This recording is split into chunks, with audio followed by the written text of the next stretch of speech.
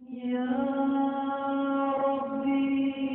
صل على نبيك دائما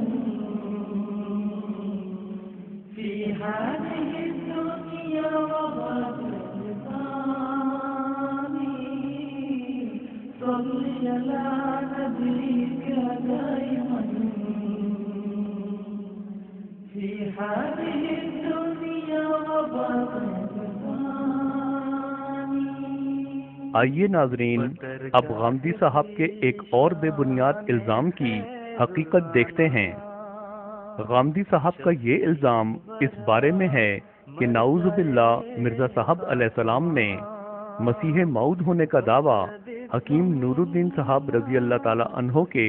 مشورہ پر کیا۔ یہ کرتا ہے عرض آپ کا ایک غلام۔ افسوس کہ غامدی صاحب نے حضرت مسیح موعود علیہ الصلوۃ والسلام کو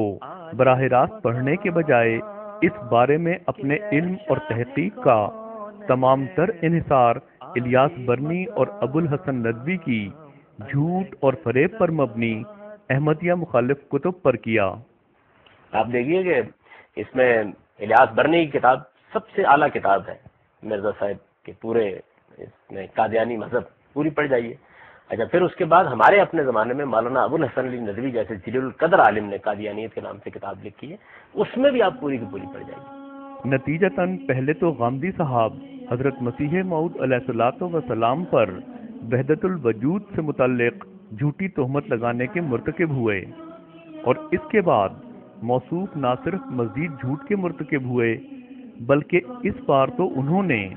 جھوٹ سے تیار کی گئی اینٹوں سے ایک پرفریب عمارت کی عمارت کھڑی کر ڈالی۔ ہم پھر یہ کہتے ہیں کہ غامدی صاحب بذات خود ایک شریف النفس انسان ہیں، اور قرائن بتاتے ہیں کہ جھوٹ کی یہ اینٹیں غامدی صاحب نے خود تیار نہیں کی بلکہ الیاس برنی اور ابو الحسن ندوی سے مستعار لی ہیں۔ اس وضاحت کے بعد ناظرین، آئیے پہلے غامدی صاحب کی زبانی جھوٹ سے تیار شدہ اینٹوں کی خیالی عمارت کو تعمیر ہوتے ہوئے دیکھتے ہیں، پھر اس کے بعد ہم اس خیالی عمارت کی بنیادوں اور ستونوں کو کھسکتے اور پوری عمارت کو دھڑام سے گرتے دیکھیں گے۔ اس کے بعد ایک خط ہے جو میسر نہیں ہو سکا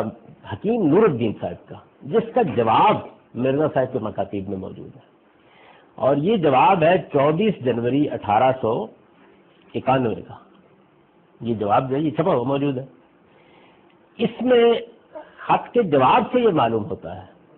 کہ حکیم نور الدین صاحب نے مرزا غلام احمد صاحب قادیانی کو مشورہ دیا کہ جو آپ کے متصوفانہ کمالات ہیں اور جس طرح کے الہامات وغیرہ آپ کو ہو رہے ہیں، اس کے بعد اگر مسیح مسیح ہونے کا دعویٰ کر دیا جائے تو حرج نہیں ہے۔ یعنی یہ مشورہ انہوں نے دیا۔ یہ معلوم ہوتا ہے جواب سے، خط نہیں دستیاب ہو سکا، اس لیے کہ ظاہر مرزا صاحب کے خطوط تو محفوظ ہیں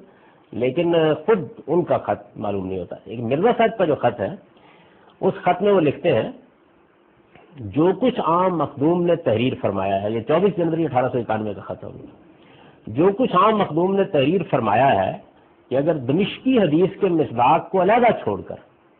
جو کچھ عام مخدوم نے، حکیم نور الدین صاحب کو لکھ رہے ہیں، جو کچھ عام مخدوم نے تحریر فرمایا ہے کہ اگر دمشقی حدیث، یہ دمشقی حدیث بھی سمجھ لیجیے، یعنی سیدنا مسیح کے نزول کی جو حدیثیں ہیں، ان میں یہ بیان کیا گیا ہے کہ ان کا نزول دمشق کی مشرقی جانب کی مسجد کے سفید منارے پر ہوگا۔ تو معلوم ہوتا ہے کہ انہوں نے مشورہ دیا۔ تو اب مسئلہ یہ ہے کہ یہ قادیان میں کیسے ہو، یعنی ظاہر ہے کہ حدیث کے لحاظ سے تو یہ مسئلہ پیدا ہو جاتا ہے نا۔ تو اس کی طرف اشارہ کر رہے ہیں کہ اگر دمشقی حدیث کے مصداق کو علیحدہ چھوڑ دیا جائے، یعنی اس کو الگ رکھا جائے، ہوتا رہے گا، وہ چھوڑ کر الگ مسیح کا دعویٰ ظاہر کیا جائے تو اس میں حرج کیا ہے؟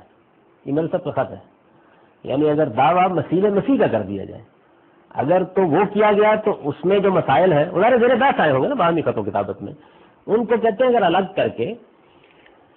یہ آپ نے فرمایا ہے، یعنی یہ وہ کہتے ہیں کہ آپ نے مجھے مشورہ دیا ہے، آپ نے یہ کہا ہے کہ دمشقی حدیث کے مصداق کو الگ چھوڑ کر مسیح کا دعویٰ ظاہر کیا جائے تو اس میں کیا حرج ہے؟ یہ مرزا صاحب نے ان کے خط کا اقتباس نقل کیا ہے، یعنی اس کو پہلے نقل کیا ہے، پھر اس کے بعد آگے لکھتے ہیں در حقیقت ابھی صورتحال یہ ہے، در حقیقت اس عاجز کو، یعنی انہوں نے مشورہ دیا کہ آپ یہ دعویٰ تو نہیں کر سکتے کہ مسیح نازل ہو گئے آسمان سے، تو مسیح جیسا ہونے کا دعویٰ کرنے میں کیا حرج ہے، یہ انہوں نے مشورہ دیا۔ جواب میں میرے صاحب کہتے ہیں در حقیقت اس عاجز کو مسیح بننے کی کچھ حاجت نہیں، یہ بننا چاہتا ہے کہ خدا تعالیٰ اپنے عاجز اور مطیع بندوں میں داخل کر لے گے، یعنی بڑا اچھا جواب ہے۔ یہ بننا چاہتا ہے کہ یعنی میں مسیح بننا کیا، میں تو یہ بننا چاہتا ہوں کہ مجھے اللہ تعالیٰ اپنے عاجز اور مطیع بندوں میں شمار کر لے، لیکن ہم اطلاع سے کسی طرح بھاگ نہیں سکتے، یعنی خدا کی آزمائش سے فرار نہیں ہو سکتے۔ خدا تعالیٰ نے ترقیات کا ذریعہ صرف اطلاع کو رکھا ہے، جیسا کہ وہ فرماتا ہے حسب الناس ان یترکوا یقولوا آمنا وهم لا یفتنون، کیا لوگوں نے گمان کر رکھا ہے کہ وہ ایمان کا دعویٰ کر کے رہ جائیں گے اور آزمائے نہیں جائیں گے۔ میں نے بات یہاں ختم کر دی، یعنی یہ بات کہہ کے انہوں نے اس خط پر مزید کوئی تبصرہ نہیں کیا۔ اس کے بعد یعنی یہاں تو فرمایا نا کہ مجھے اس کی کوئی ضرورت نہیں ہے، لیکن خدا کی کوئی آزمائش آ سکتی ہے، یعنی اس میں گویا یہ بات مضمر تھی کہ اگر اللہ تعالیٰ کی طرف سے مجھے یہ دعویٰ کرنے کے لیے کہا جاتا ہے تو پھر یہ ایک آزمائش ہوگی، اور آزمائش میں بہرحال بندہ کو پورا کرنا چاہیے۔ اب انہوں نے یہ دعویٰ کر دیا، یعنی کچھ عرصے کے بعد، اور یہ بھی 1891 میں ہوا، یعنی معلوم ہوتا ہے کہ خط اور اس کے کچھ عرصے کے بعد، یہ خط میں تو چونکہ وہ تاریخ پڑی ہوئی ہے تو ہمیں معلوم ہے کہ 24 مئی کا ہے، لیکن کتاب بھی اسی زمانے کی چھپی ہوئی ہے، فتح اسلام یہ ان کی پہلی تصنیف ہے، تو اس میں انہوں نے دعویٰ کیا۔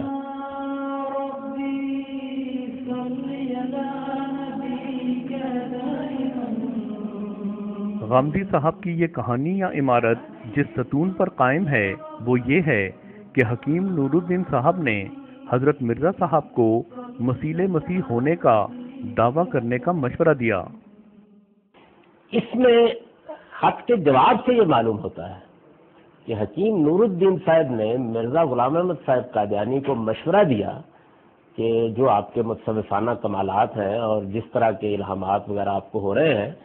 اس کے بعد اگر مسیح ہونے کا دعویٰ کر دیا جائے تو حرج نہیں ہے، یعنی یہ مشورہ انہوں نے دیا۔ اور غامدی صاحب کی یہ کہانی یا عمارت جس بنیاد پر قائم ہے وہ یہ ہے کہ اگرچہ 24 جنوری 1891 کے خط میں مرزا صاحب نے حکیم نور الدین صاحب کے اس مشورے کو ماننے میں بظاہر تعامل کا اظہار کیا، مگر اس خط کے کچھ ہی عرصے بعد اپنی کتاب فتح اسلام میں مسیح موعود ہونے کا دعویٰ کر دیا۔ اس کے بعد یعنی یہاں تو فرمایا نا کہ مجھے اس کی کوئی ضرورت نہیں ہے، لیکن خدا کی کوئی آزمائش آ سکتی ہے، یعنی اس میں گویا یہ بات مضمر تھی کہ اگر اللہ تعالیٰ کی طرف سے مجھے یہ دعویٰ کرنے کے لیے کہا جاتا ہے تو پھر یہ ایک آزمائش ہوگی، اور آزمائش میں بہرحال بندہ کو پورا کرنا چاہیے۔ اب انہوں نے یہ دعویٰ کر دیا، یعنی کچھ عرصے کے بعد،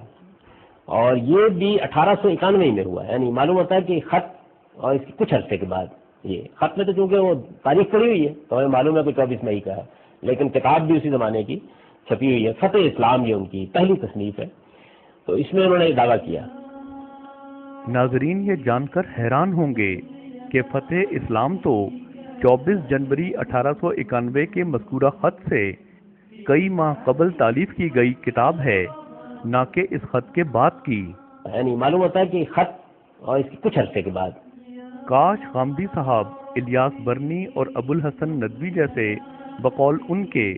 جید علماء کی احمدیہ مخالف کتب پر انحصار کرنے کے بجائے خود احمدیہ لٹریچر کا مطالعہ کر لیتے۔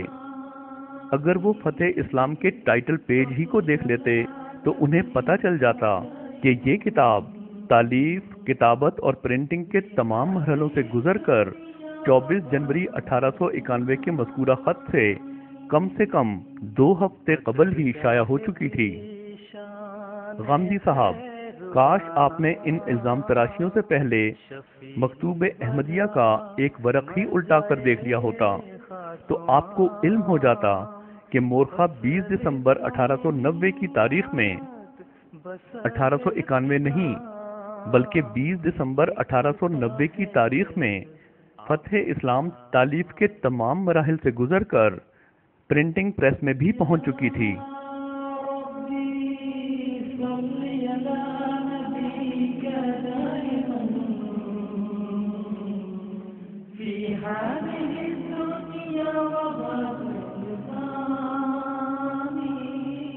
ناظرین، مکتوب احمدیہ کے جس خط کے ایک اقتباس کو لے کر غامدی صاحب اس نتیجے پر پہنچتے ہیں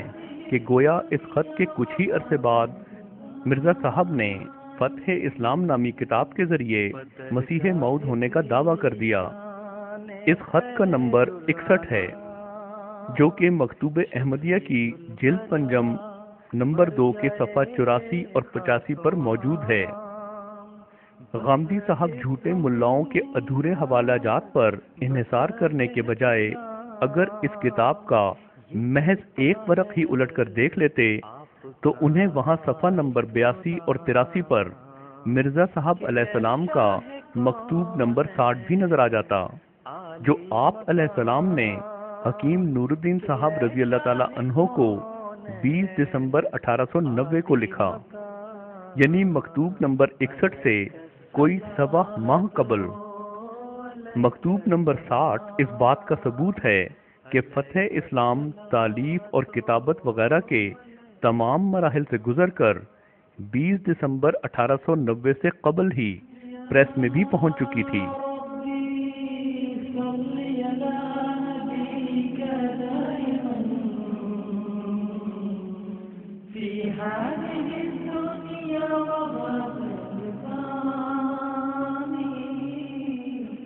ناظرین، اس وقت آپ مکتوب نمبر 60 اور مکتوب نمبر 61 کے اہم حصے بیک وقت اپنی اسکرین پر دیکھ رہے ہیں۔ مکتوب نمبر 60 سے یہ بات پایا ثبوت کو پہنچ جاتی ہے کہ فتح اسلام 20 دسمبر 1890 سے پہلے ہی تالیف اور کتابت کے مختلف مراحل سے گزر کر پرنٹنگ پریس میں بھی پہنچ چکی تھی، جبکہ غامدی صاحب کے الزام کا تمام تر انحصار اس بات پر ہے کہ مرزا صاحب علیہ السلام نے 24 جنوری 1891 کے مکتوب نمبر 61 کے بعد اپنی کتاب فتح اسلام کے ذریعے مسیح موعود ہونے کا دعویٰ کیا۔ اس سری جھوٹ پر کہ فتح اسلام 24 جنوری 1891 کے مکتوب نمبر 61 کے بعد لکھی گئی، ہم اس سے زیادہ کچھ نہیں کہتے۔ لعنت اللہ علی الکاذبین۔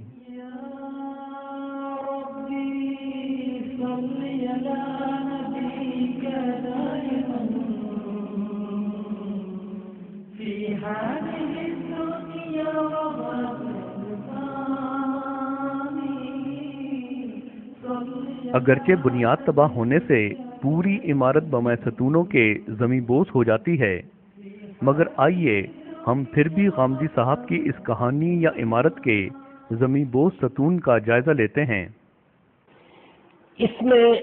خط کے جواب سے یہ معلوم ہوتا ہے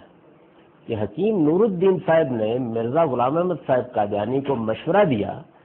کہ جو آپ کے متصوفانہ کمالات ہیں اور جس طرح کے الہامات وغیرہ آپ کو ہو رہے ہیں، اس کے بعد اگر مسیح ہونے کا دعویٰ کر دیا جائے تو حرج نہیں ہے، یعنی یہ مشورہ انہوں نے دیا۔ یہ معلوم ہوتا ہے جواب سے۔ غامدی صاحب خدارہ تعصب کے چشمے کو اتار کر اس خط کو دیکھیں، یہاں مسیح ہونے کا دعویٰ کرنے یا نہ کرنے کا تو ذکر تک موجود نہیں، اور نہ ہی ہو سکتا تھا، کیونکہ جیسا کہ ثابت کیا جا چکا ہے اس خط سے قبل ہی فتح اسلام نہ صرف تالیف ہو چکی تھی بلکہ اس زمانے کی کتابت وغیرہ کے ٹائم کنزیومنگ مراحل سے گزر کر شائع بھی ہو چکی تھی، اور یہ آپ بھی مانتے ہیں کہ فتح اسلام ہی وہ کتاب ہے کہ جس میں حضرت مرزا صاحب نے مسیح موعود ہونے کا دعویٰ فرمایا تھا۔ اس خط میں تو حضرت مرزا صاحب نے حکیم نور الدین صاحب کا محض ایک استفسار کوٹ کیا ہے، اور وہ یہ ہے کہ اگر آپ کے دعوی مسیحیت کو دمشقی حدیث سے الگ رکھا جائے تو اس میں حرج کیا ہے؟ اس سوال کے جواب میں گویا حضرت مرزا صاحب یہ فرما رہے ہیں کہ مسیح بننے کی نہ کوئی میری ذاتی خواہش ہے نہ حاجت۔ میں نے تو وہی دعویٰ کیا ہے کہ جس کا حکم اللہ نے مجھے دیا، اور میں اللہ کا عاجز اور مطیع بندہ بننا چاہتا ہوں، اور اگر اللہ تعالیٰ کی اس کامل اطاعت کے نتیجے میں کوئی ابتلا درپیش ہے تو میں اس سے بھاگنے کے بجائے اسے قرآنی حکم کے مطابق اپنی ترقیات کا موجب سمجھوں گا۔ یہ استدلال اس لیے 100% درست ہے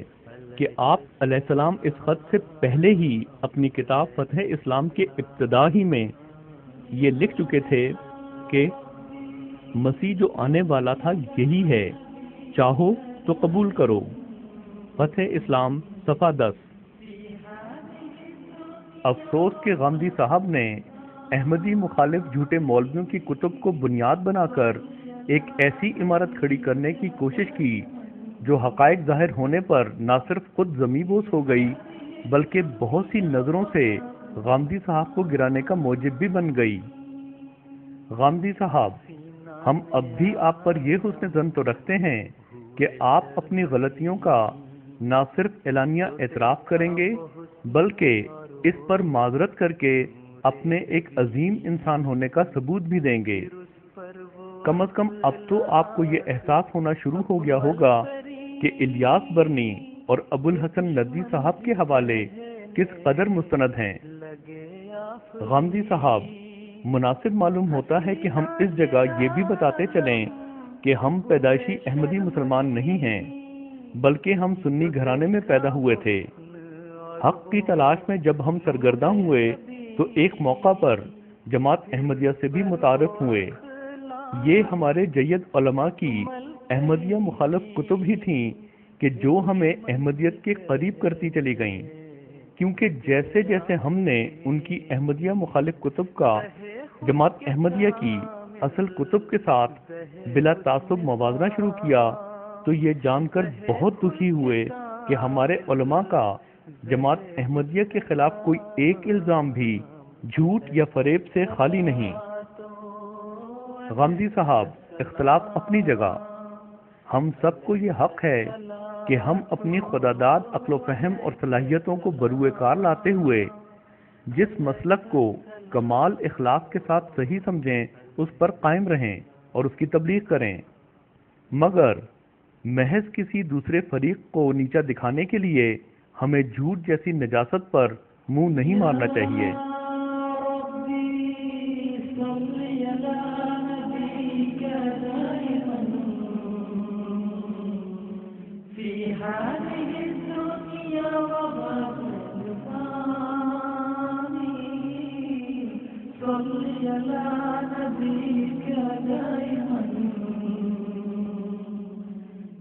هذه الدنيا وبرزخها